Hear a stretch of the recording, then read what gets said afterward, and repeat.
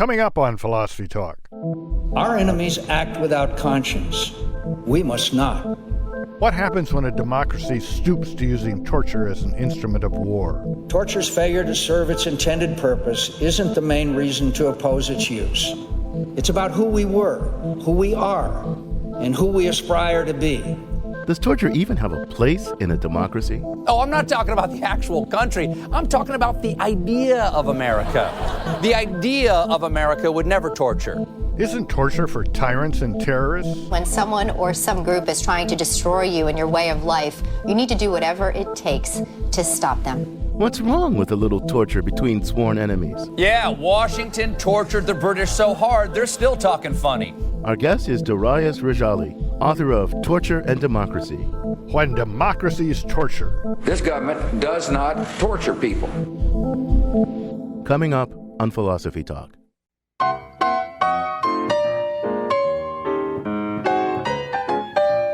Welcome to Philosophy Talk, the program that questions everything. Except your intelligence. I'm John Perry. And I'm Ken Taylor. We're here at the studios of Oregon Public Broadcasting in Portland. We're continuing conversations that began at Philosopher's Corner at Stanford University.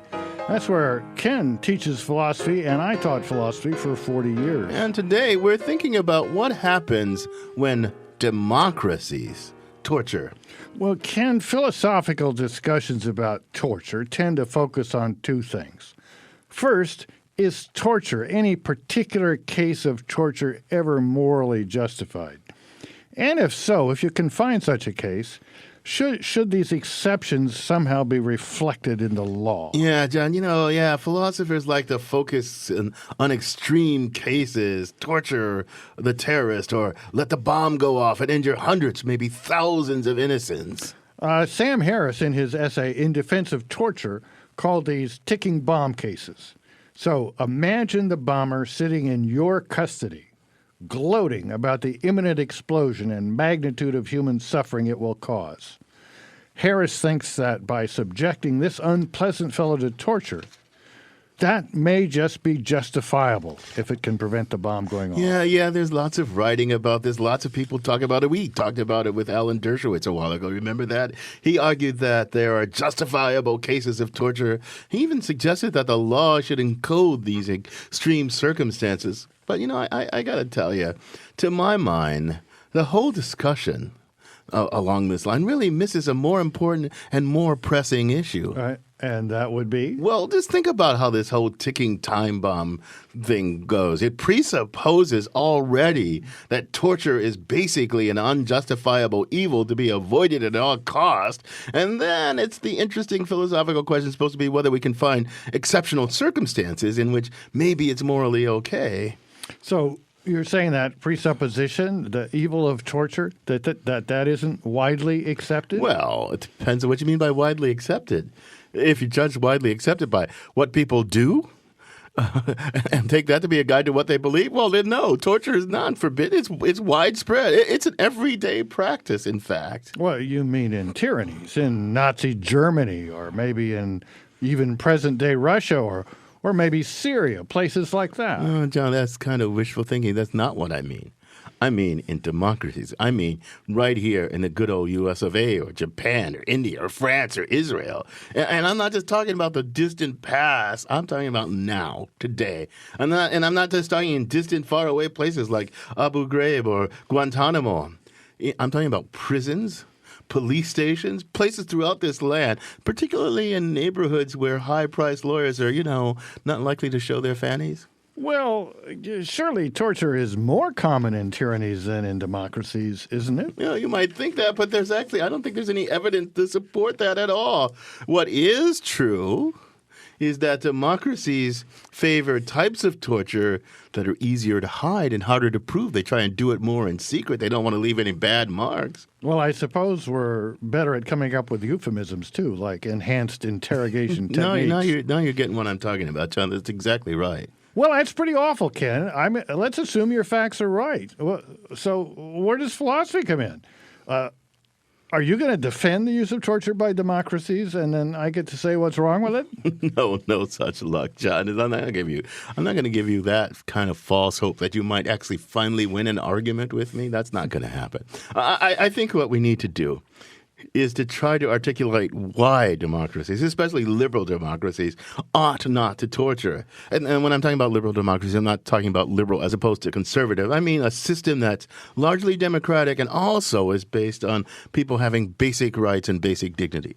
Yeah, but isn't that just going to lead us right back to the ticking bomb case, the kind of case where we got an argument in favor of torture, even for a, consciously democratic liberal democracy? It might lead us back there eventually, but we're not going to start there with that automatic presupposition. We're going to start someplace else. So where should we start? Well, I think we need to start at the other end.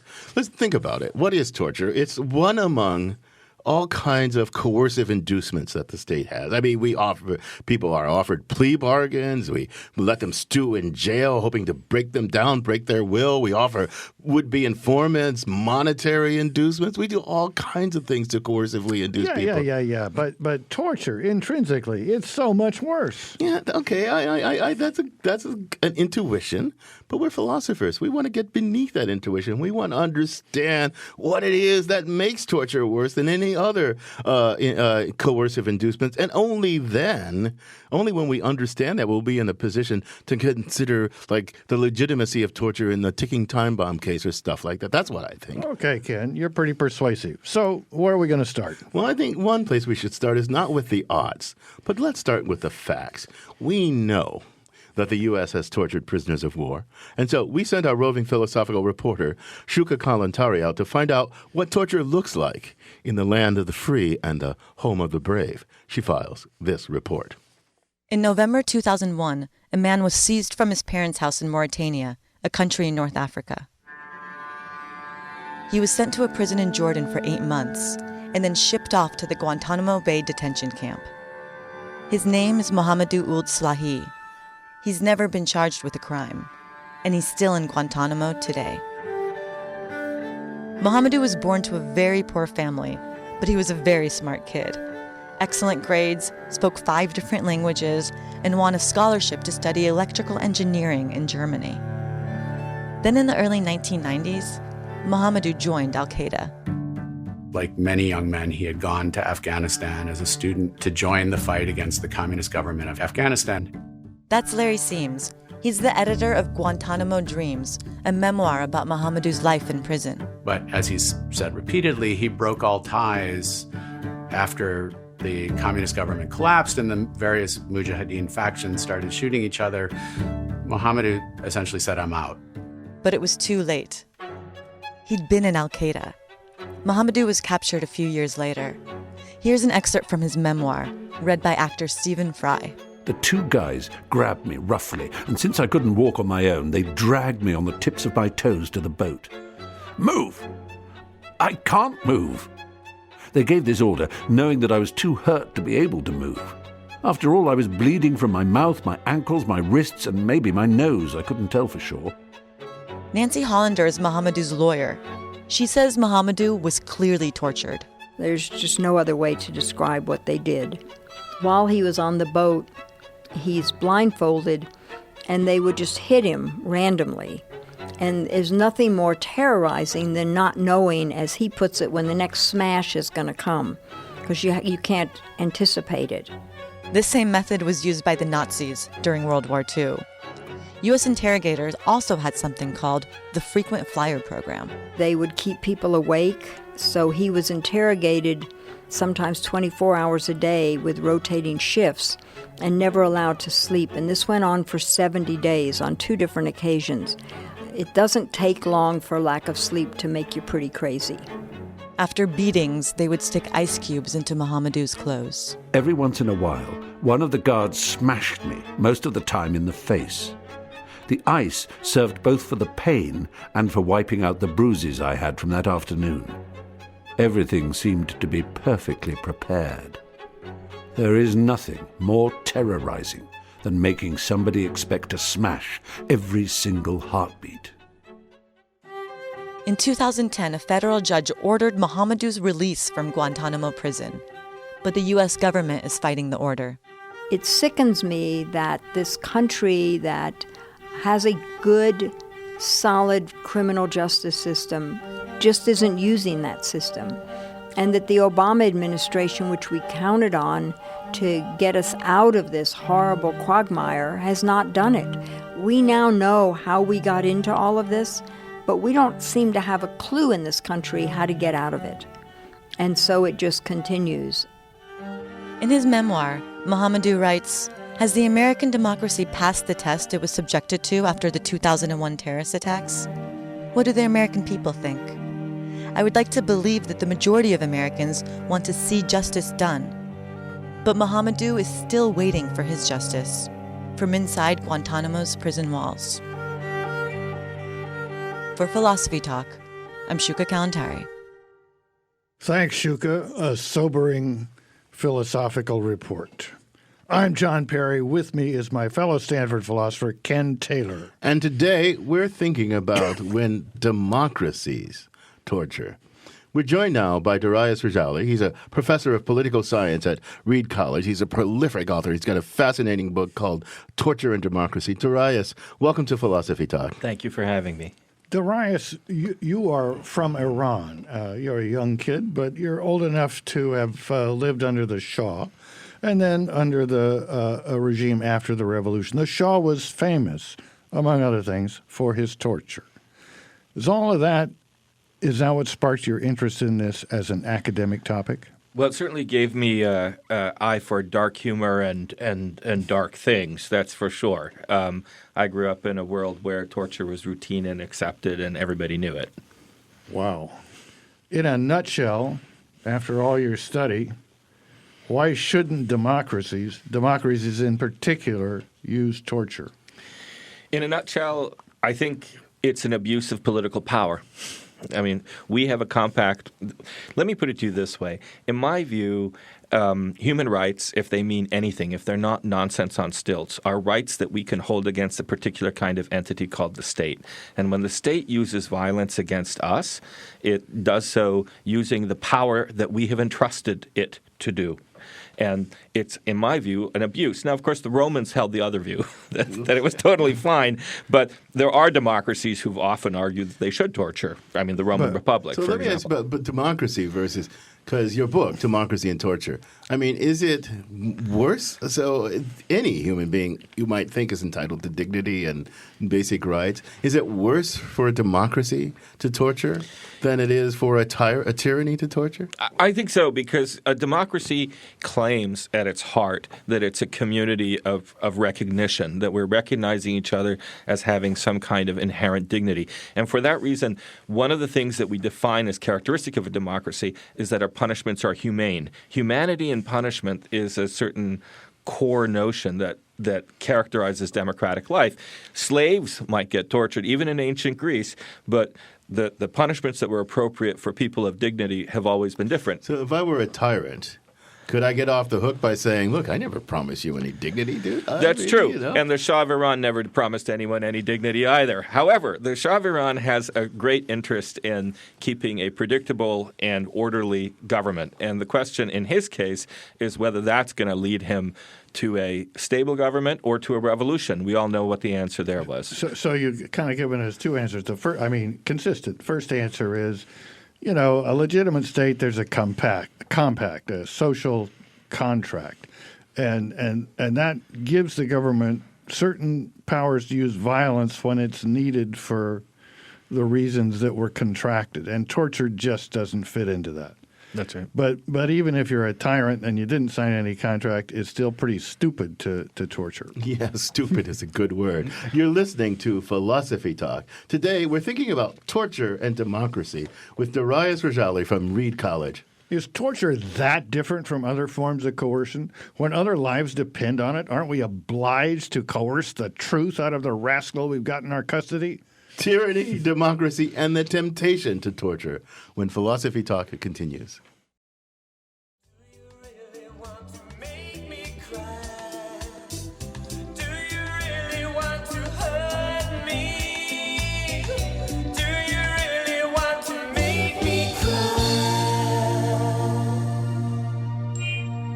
Now, why would someone acting on behalf of a democratic government want to make anybody cry, particularly if they had any culture, particularly if they're a club of cultured people?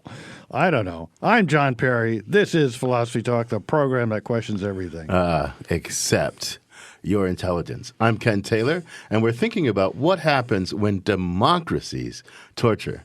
Our guest is Darius Rejali. He's from Reed College right here in Portland, and he's the author of Torture and Democracy. So, Darius, I want to think about what makes torture a distinctive thing. It belongs, it seems to me, in the general categories of coercions, of coercive inducements. But I wonder if you can give us a taxonomy of coercions. Because I want you to help us understand the moral difference between, say, offering somebody money, keeping them in jail, inducing mental suffering, and the kind of physical suffering that we call torture. Well, I think the core of the definition of torture, it's certainly fuzzy around the edges, is this. It's got to have four things. One, it involves public authority or a designated public authority like a death squad. Second, it's got to have a detained and helpless individual. That person really is detained and helpless.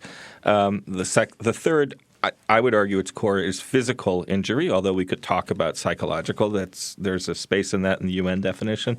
And lastly, it should be done for public purpose, information, intimidation, or confession. So here's the difference. When a policeman arrests you in part of his lawful function, he wrestles you to the ground or fires pepper spray and riot control, he's doing whatever the law requires him to do. The moment he arrests you and at that point attaches a taser to you, then he's in my zone. Suppose, use the public part. Suppose a gang of miscreants grabs John. I was going to say me, but I'd rather they grab John. Thanks, Ken. And hold him down and tase him. They're not torturing him because they're not public officials? That's interesting. The example I use is if someone tortures me in their basement. So is there a concept like private torture? My view is this, that it basically reflects two different views of human rights. My view is that it's absolutely critical from the standpoint of what our current legal mechanisms, that the person who tortures you be a public authority. Why? Because I think that when you or the gang of miscreants does that, they can be charged for assault, for manslaughter, for any number of things that are available to us in the law. But states are not responsible for manslaughter or anything like that. Human rights are those laws, those rights that we hold against states. That's interesting. So you're giving us a very focused definition of torture, but the focus has a purpose. It's not to let Hannibal Lecter off the hook, because he's on a lot of hooks anyway. Yes. It's to really focus on what governments can do wrong, given that in some sense, unlike the rest of us, they have a right to violence. That's right. And I want to keep the sharp end of the stick on government. So, for example, it's been a classic line of all sorts of states, democratic or not. It's like, well, yeah, those ethnic groups, they kill each other. What can we do? We can't actually get in the way. So I think that there are a number of conventions that basically say if you knew or should have known that these people were about to do that to John or Ken or whoever it is that they're going to do it to, and you didn't prevent it, doctrine of command responsibility, those people who did it are guilty of assault or murder, but you, state official, will be put on trial for torture. That's very sharp. That's very illuminating. I want to ask you about another element of that, though, because you said something about helplessness, and I've read a lot of stuff where torture is meted upon the helpless victim. Suppose that you and I, maybe we're both state actors. You're a state actor, and I'm a different state actor, and we're fighting to the death. And I've got more power than you, and I'm pummeling the heck out of you, but I don't have you tied down. I'm just pummeling the heck out of you. And to the extent am I not torturing you? No. Well, to the extent that we're in, that's a condition of war. I mean, presumably, when soldiers who are designated officials meet on the field of battle with whatever vehicles, machines they have, they're facing each other as equals. It's the disparity between someone who is capable of freedom and someone who lacks all freedom. And here I would actually go down to the point of it's like the core of this, I mean, if you want to think about it, is the crucifixion. If you want to think about it, Jesus dies on the cross. The whole heart of the problem of the crucifixion, there are three objections. It creates a space for vengeance, which it adds humiliation to justice, and it adds extra pain beyond what justice demanded. So this is perhaps something that neither Ken or I or most of our listeners are going to take put up too much of a fight to being persuaded there's something wrong with torture.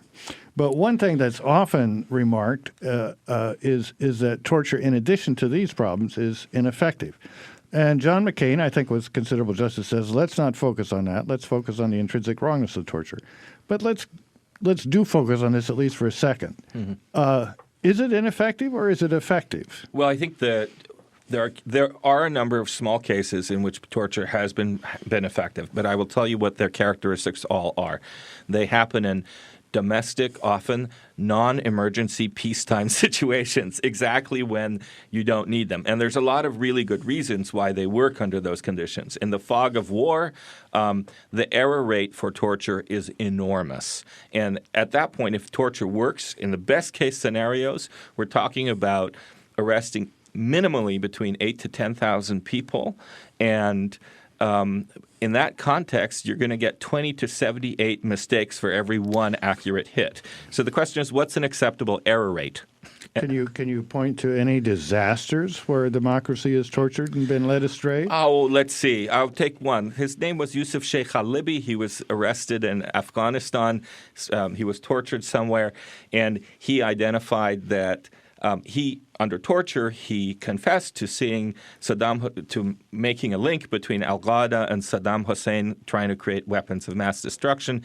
This was the evidence that went into Colin Powell's speech, which then told us that there was a connection between terrorism and led us to war in Iraq and to the war that we now know. It was based on false information. I think I read this in your work, and I think I picked it up somewhere else too, but I distinctly recall you discussing the Gestapo and their torture techniques. And the Gestapo actually, you think of tyrants as the paradigm torturers. The Gestapo actually, at least early on, wasn't really all that into torture, right? They didn't think it was all that an effective means. There were definitely professional Gestapo interrogators. And I think it's important to recognize that insofar as we're talking about torture for intimidation, the Gestapo never hesitated, right? But in terms of torture for information, which is often what we're talking about in democracies, that's a real problem. The classic example here is Reichsprotector Himmler. When he was assassinated, the guys in jackboots went out and they managed to kill and arrest 7,545 people, liquidate 2 villages. They managed to get 100 members of the resistance, but they still didn't manage to get the guys until the professional interrogator came, put out an award of some money, and Kurda, who was a member of the resistance, walked into Gestapo headquarters and gave the whole operation away. No torture. No torture there. You're listening to Philosophy Talk. We're coming to you from Oregon Public Broadcasting, and we've got Tina from Ontario on the line. Welcome to Philosophy Talk, Tina. Hey, y'all are having a pretty good discussion about this. It's a pretty touchy subject these days. How y'all doing? Okay, how are you doing, Tina? What's your comment or question, though? What's your comment or Well, question? basically, I was in the Army Reserve for 6 years, and all of my family members have been in the military. And there's a perfectly good reason somebody has to be tortured sometimes. But I just would like for you to take one perspective, and this is what's important. If your family member was taken hostage and you had a terrorist or an individual sitting in front of you who you knew where your family member was, would you authorize torture? Period. If you can answer that question with no, I wouldn't have them tortured, knowing that your family member is going to be beheaded, then I think that brings it home for people, and that's the way most people see it. And if you had a whole family in the military, you would understand war is hell, and some people have to pay hell because they are from hell, doing hellish things to nice people. Okay, and so America has to do a dirty job sometimes. Okay. So you look at it. Just one thing. Look at it as if your mother, your daughter, or your father was hidden somewhere, and that person in front of you knew where they were. That's all I'm going to say. Tina, I'm going to put that to Darius and see what you're going to make of it. What do you make of Tina's hypothetical, Darius? I guess I would put it this way. If you think you have an argument of that sort and you are in a position to do that, fine. And then I would say stand before a jury of your peers. That's my response. And make that argument and face the consequences of making that decision. And if you're right, no one will ever convict you. But here's the bottom line. There isn't a single torturer I have ever met, read about or interviewed who has ever had the courage to do that. So but I want to go back to something that Tina suggests. I think, because we talked about the compact in the beginning, right, between the government and its citizens. I think it's one thing to use torture as a instrument of the state's police power, for it to torture confessions out of criminal suspects, for it to use torturous forms of punishment of convicted criminals. I think that's really bad. It's not clear to me that torture as an instrument of war has the same badness as torture as an instrument of the state's police power. I mean, help me think about that. So I think there are principled arguments for the argument that Tina gave is the classic consequentialist argument. But there are arguments that are principled arguments. The argument that the Algerian general Tronquier gave was something like this. When terrorists hide in populations, they disguise themselves and they don't face the soldiers as uniformed soldiers facing other uniformed soldiers on the field of war. When we capture them, we give them the opportunity to show their dignity as soldiers face to face in a game of pain, so to speak. Now, that's a manly way of... It's a manly way of putting it, yeah. But I find that argument a lot more persuasive. But I think here's the problem with that argument. Once we get into the business of considering other people as not human, and we enter into a very dangerous space. We've already come out of a country which already had made decisions about how whole portions of its population weren't human and therefore were capable of slavery or capable of torture. And once we enter into that zone, we're in a very dangerous space indeed. But I want to go back to Tina's challenge because, frankly, when I put myself in the position she suggests, maybe my daughter or son or grandson or granddaughter, I know has been taken and hidden by this fellow who I've somehow got in my grip. Right. And he won't tell me where they are. Would I inflict pain in the hope, in the chance that he would tell me? Yes, I would. Would I do it under the circumstances you say and not worry about whether it's legal? Go before the court and said, yes, I tortured him, and here's what's happened. I think I would. I hope I would. Well, it depends. I find it a little hard. You've never found a single case of that. I haven't found a single case of that, actually, of a ticking time bomb. Never has been a case like that. That story comes out of a novel that was written in the middle of the Algerian War. But, I mean, and there are a number of things about that example that I find troublesome. So which torture technique do you plan to use, and what is its effectiveness rate? For example, are you going to use sleep deprivation to get the information to save your family? Sleep deprivation is a fantastic technique if you want to have hallucinations. And so witch hunters used it to get confessions because it's perfect for seeing Al-Qaeda or, Osama bin Laden shooting Kennedy from behind the grassy knoll. But, I mean, the bottom line is that if we have to go technique by technique, I can tell you what the error rates of these things are. Okay. They're horrible. I mean, the point is that you're going to have to go through a volume business, and by that point, your family person will be dead. And let me give you the alternative.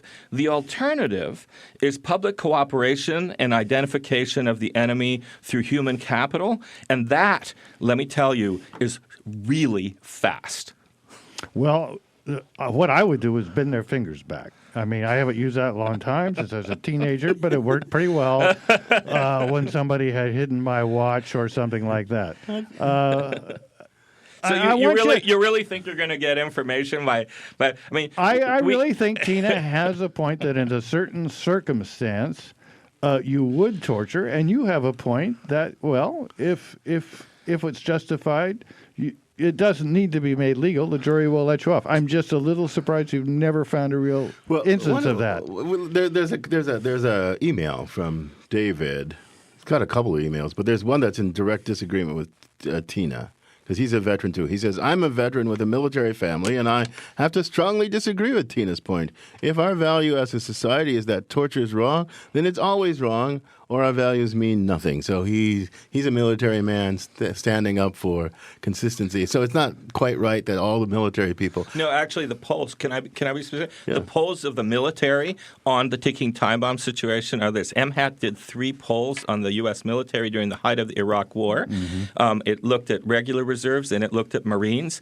And overwhelmingly, the majority of Marines and the majority of reserve soldiers and regular enlisted soldiers opposed torture, even if it meant saving the life of a buddy in the field. I think the number for regular enlisted soldiers was 35%, and the number for Marines was 42%. You're listening to Philosophy Talk, and Jerry in Portland's on the line. Welcome to Philosophy Talk, Jerry. What's your comment or question? Thank you. Yeah, it's interesting to listen to Tina's and your response to that. However, my question was about the death penalty in the United States. States and the United States government have a death penalty, and there's been a whole lot of cases whereby people have been sentenced to death probably under adverse circumstances, and they have not admitted to anything and have died, and yet they found out that maybe they were innocent. So it seems to me like torture really doesn't get you anywhere. Well, thanks for the call, Jerry. Now, I'm going to put a thought to you. I'm going to put a thought to you. I don't think the death penalty may be wrong, and I think it is wrong, but I don't think it's wrong because it's torture, except perhaps the way we do it in the United States, where you're on death row forever and you get to live with this anticipation. But if I'm going to kill you painlessly, why is that torture? Yeah, okay. So on that point, I think I would make a slightly different argument. I don't think it's torture, although I think you can argue that, like torture, what should the error rate be, and what's an acceptable error rate for democracy? And I would argue that for the death penalty in particular, the error rate has to be 0 because you can't undo mistakes. So when Governor Ryan – so there's a story here that's worth telling, if you don't mind just me going. There was a policeman by the name of Commander Burge. He came back from Vietnam. He was an MP. He had tortured Viet Cong to get information. He brought those torture techniques back to Chicago in 72. And between 72 and 92, hundreds, probably at least 120 people, I think, were tortured to confess to capital crimes and the system got corrupted. So this is one of the ways in which torture always comes home. When you're an MP out there and you come back and become a policeman, it comes back to your neighborhood. We're not talking about out there in here. And Governor Ryan had to suspend the death penalty because nobody knew how many of these confessions were coerced. So torture corrupts the very judicial system that you want to protect. You're listening to Philosophy Talk. We're thinking about democracies, when democracies torture. Our guest is Darius Rejali from Reed College. How do democracies justify torture, or at least enhanced interrogation techniques, when they're forced to? Torturing suspects for tortured reasons, when Philosophy Talk continues.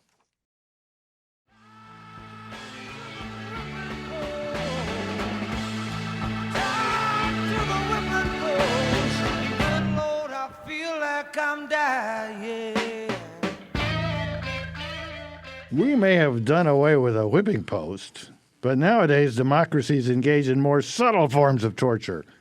But what should we make of that? I'm John Perry. This is Philosophy Talk, the program that questions everything. Except your intelligence. I'm Ken Taylor. Our guest is Darius Rejali, and he's author of Torture and Democracy. Darius, people have different views about torture, as has been shown on this program, but by and large, probably Ken and I and most of our listeners are pretty skeptical that torture is ever, or at least not very often, justified.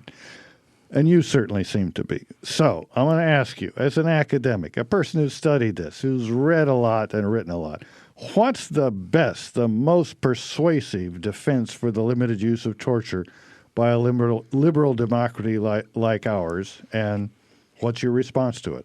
Well, I believe I gave it, which is that so some people think that torture, as you said, Alan Dershowitz thinks that it should be legalized, but it's terrible, it's immoral. I think that position is mistaken because it corrupts your legal system completely. But I do hold with Mark Bowden. I think Mark Bowden's argument is actually the better argument, which is, if there could be a circumstance, he holds that you should never legalize torture because it will corrupt your legal system, and it will create it makes for lazy soldiers and lazy interrogators who whack the mistaken truth out of people, but that there could be the extreme circumstance which could be justifiable. And he says that person should then stand trial and answer for it, which I totally buy, right? I accept that because it has at its heart a notion of democratic responsibility. So is this a little bit like the distinction between rule utilitarianism and act utilitarianism? The rules have to be something that people can recognize and that usually gets the right result. But in an individual case, an exception to the rule may be the best thing to be done, but it would be worse to incorporate it into the rule than just not. It might be a distinction like that, but it's also embedded within a juridical understanding of how our relationships. So there's also a notion that the concept of rights also is incorporated within. So we have a question from a caller that I think is a very good question from Danny in Portland. Welcome to Philosophy Talk, Danny. What's your comment or question? Hi, thank you. So most thinking people tend to agree, based on what I've been hearing today, that torture is bad, and especially in the context of a democracy. So I wonder what we as citizens in this democracy, what is our duty as citizens to do to either prevent or stop, or what do we do about it as citizens? Very good question, Danny. So, Darius, you got any answers for us? Sure. I mean, I think, first of all, I think it depends on who you are and what kind of citizen you are. For example, President Obama has something called the High Value Detainee Interrogation Group, and their job is to actually find scientific and evidence-based ways to interrogate people through rapport building to get accurate information. These are people who were involved in interrogating the Tsarnaev brothers, and the Boston Marathon case. So there are a number of things government officials can do. Citizens, in my view, and this is the core of my argument in Torture and Democracy, is that the reason that democracies use clean techniques that nobody can see is because your church group and your press is watching them, right? Because if everybody was for torture, if everybody really was for torture, like every authoritarian state, we'd have like tortured people all over the streets and everybody would know it. But the problem is we don't want other people to know. This is what in my world we'd call targeted deterrence as opposed to general deterrence. The minorities who are tortured know that they're going to be tortured, but the general population is completely oblivious. See, you know what, though? There's a kind of optimism beneath that kind of recommendation. And one of the things I get as I get older and older is less optimistic about citizens of a democracy. Because think of all this police brutality that's coming to light, and all this video all over the place. You say the cold light of publicity will make this go away. No. But you know what happens? I didn't say that. You know what happens in the cold light of publicity? People say, "See what the police have to do." No. I think in the cold light of publicity, what happens is when we're watching, the cops get sneaky. I'm actually a lot darker than you were on that. It's like when everybody knows that you're watching, they'll twist fingers. They won't bend people's arms back, but they'll throw them down some stairs and call it an accident, right? I mean, I actually think democracy is a poor check on torture, and all the social scientific evidence is beginning to pile up against that argument. There are a number of reasons why that's the case. Public opinion is a very weak check on it. For example, most people forget that during the whole time of the Bush administration's torture policy, opposition to torture in America was consistently at about 60%. You know why that is, I think? Because democracy is about we the people.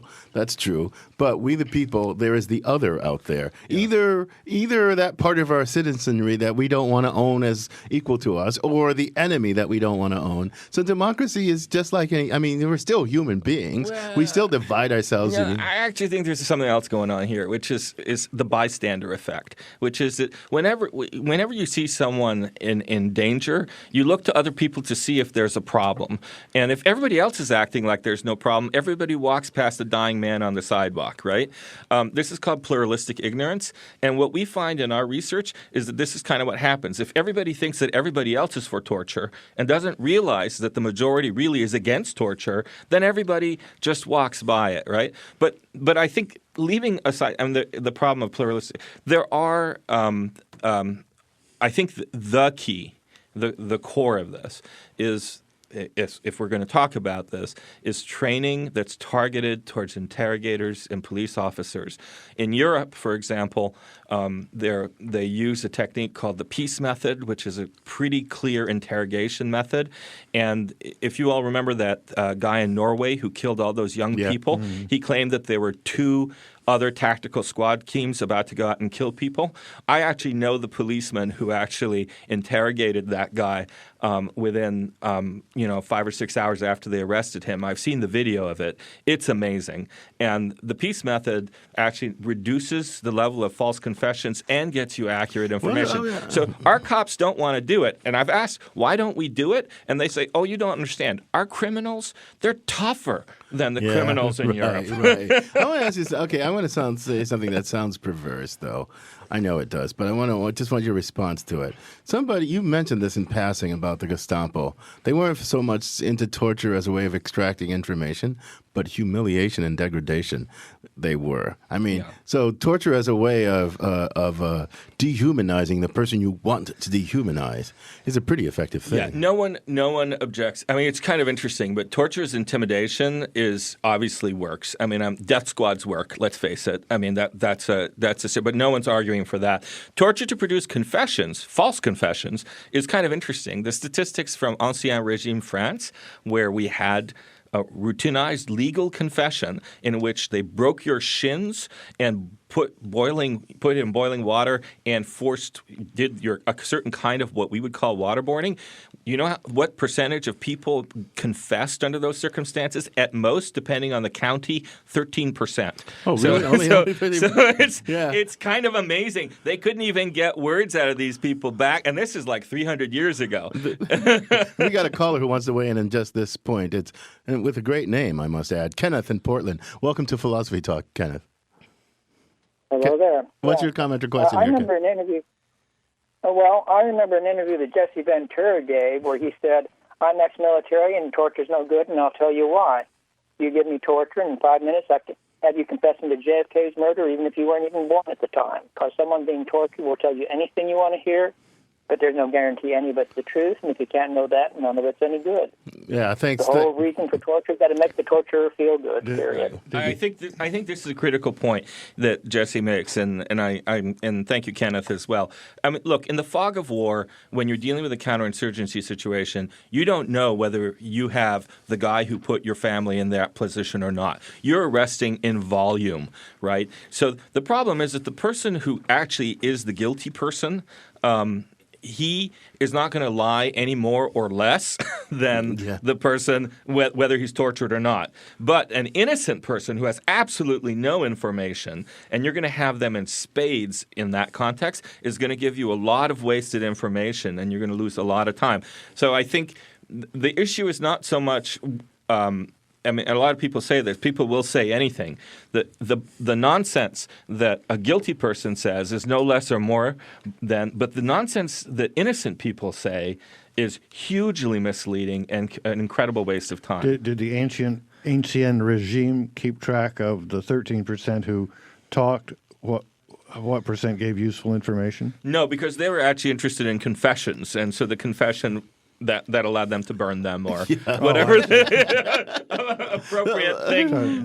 The accuracy, it's really hard to get real numbers on accuracy, but I mean the few cases that I actually have identified are, I mean, basically you got a problem. You go out in a wartime situation, you can't tell the enemy from civilians. You're going to arrest them in large amounts. So your first problem is to get the people who don't know anything out of your system so you can focus on the people who know something. Suppose the world reads your book and learns all the lessons you have to teach them. So would torture just go away? Because it sounds like it's got no real point except for the intimidation kind of point. Would torture as an instrument of coercion and getting conviction, do you think it would just go away if people were just rational and learned the lessons you want them? This is the thing that I think we've talked about arguments for torture that are rational, but in my business, I mean a lot of arguments for torture that are not rational. And in that sense, so for example, all our polling data shows that torture right now, torture has increased among Republicans from about 40% to about 85% of Republicans are now for torture. It's a huge... In any circumstance whatsoever? More or less, depending on the poll that you're looking at, right? So it's now become a partisan divide. So just like the death penalty, people just think to be tough on torture is to be tough on terrorism. To be tough on terrorism is to use torture. To be tough on crime is to be for it. They don't even care about its effectiveness. They don't care about its consequences. It's strictly retributivist, right? Darius, that's a really sober, depressing note, and it's not really one I want to end on, but it's one we have to end on because, gosh, but we have to have you back. We have to talk some more so we can end on a high note. I got a lot of upbeat things to say. It's just that the questions were dark. Thank you for having me. Thanks for joining us, Darius. Our guest has been Darius Rejali. He's a professor of political science at Reed College. He's author. You've got to pick up this book. It's a great book. It's a great read. It's very, very fascinating. Torture and Democracy. So, John, now your thoughts, torturous today or what? Well, I think I'm going to get into this field because Darius seems like such a jolly, upbeat guy. I mean, I'm gonna take my research project on sex and joy and put it over to the side and get into torture. So, well, the thing that gets me is I think it's really true that. I mean, there's this irrational stuff driving a lot of our public policies. As philosophers, I like to think reason can dominate, and we can argue rationally about these things. But I'm not so sure I should believe that. What do you think that reason discussion can end practices like torture? Well, I don't know. Philosophy has started a lot of things and ended a few things, but it takes hundreds of years.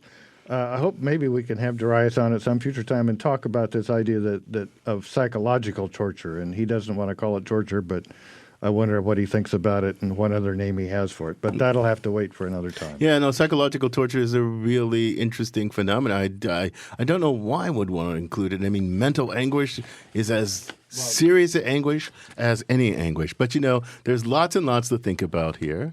And this conversation continues at Philosopher's Corner at our online community of thinkers, where our motto is, get this, cogito ergo blogo. I think, therefore I blog. And you too, and we'd love to have you do this, you too can become a partner in that community just by visiting our website, philosophytalk.org. Now let's have a word from the tortured mind of Ian Scholes, the 60-second philosopher. Ian Scholes. Back in 1965, there was a coup in Indonesia. The CIA, it is said, was very helpful in handing over names of potential communists to Suharto and his gangs. Some in the West believed this coup would make the Vietnam War unnecessary because it pretty much destroyed communism in Indonesia. But apparently the American war machine, man, was not paying attention. We had to wait another generation before the Cold War ended, and now, of course, we have the War on Terror. And the 30 Years' War version 2.0. Instead of Christian versus Christian, it's Muslim versus Muslim. Let the good times roll. Well, they never stop, I guess. Back in 1965, 500,000 Indonesians were killed. Supposed communists, intellectuals, farmers, and ethnic Chinese. 1 million more tortured, displaced, exiled. Today, Indonesia is a democracy, sort of, but there never has been a reckoning. The period is not glossed over exactly. It was like that Thanksgiving when Uncle Ned made an idiot of himself, only with mass graves. Let's not go there, okay? Filmmaker Joshua Oppenheimer did go there and returned from Indonesia with a bizarre documentary, Act of Killing. He worked on it with an Indonesian co-director who chose to be anonymous. The director's got an elderly former thug named Anwar Congo to gleefully reenact his own atrocities. He specialized in garroting his victims and even gives a demonstration of how that works. He started out in a gang that scalped black market movie tickets, and he was a huge movie fan. A paramilitary youth group Congo helped found is still active and was seen in the documentary, extorting protection money from shopkeepers.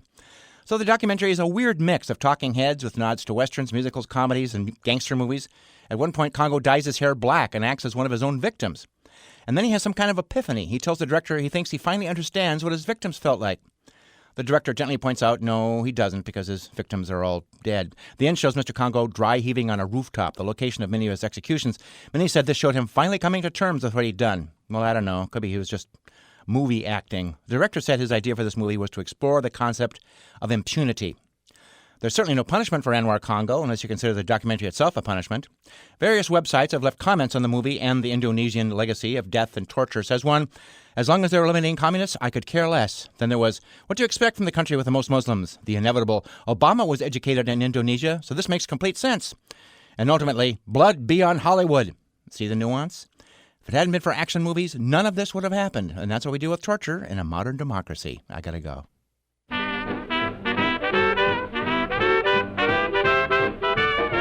Philosophy Talk is a presentation of Ben Manila Productions and the trustees of Leland Stanford Junior University, copyright 2015. Our executive producer is David Demarest. The program is produced by Devin Strolovich. Laura McGuire is our director of research. Our marketing director is Dave Millar. Thanks also to Ted Muldoon, Merle Kessler, Erica Topit, and Mark Stone. Support for Philosophy Talk comes from various groups at Stanford University and the partners at our online community of thinkers. And from the members of KALW San Francisco, where our program originates. The views expressed or misexpressed on this program do not necessarily represent the opinions of Stanford University or of our other funders. Not even when they're true and reasonable. The conversation continues on our website, philosophytalk.org, where you too can become a partner in our community of thinkers. I'm John Perry. And I'm Ken Taylor. Thank you for listening. And thank you for thinking. Cardinal Biggles, poke him with the soft cushions.